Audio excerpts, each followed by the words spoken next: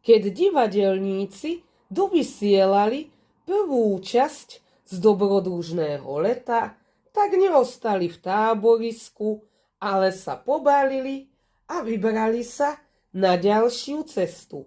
Kam to bude, teraz si na mape vyznačíme, ako divadelníci putovali, a touto červenou vidíte, ako putovali, išli celou krajinou, až kým neprišli k tomuto hradu, a pod týmto hradom sa mal odohrať rytierský turnaj.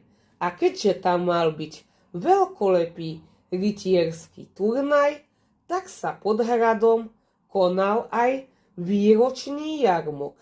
A na týchto výročných jarmokoch zvyknú byť divadelníci a zahrať nejakú svoju hru. Akú hru nám zahrali divadelníci? Tentokrát to bol ďalší audiovizuálny príbeh s benediktínskymi rytiermi.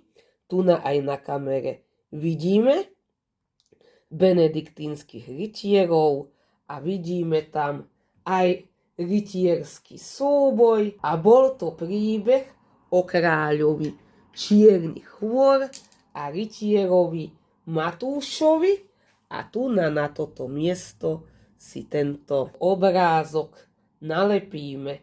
Takže už máme 2 obrázky, pretože sme odvysielali 2 príbehy z dobrodružného leta.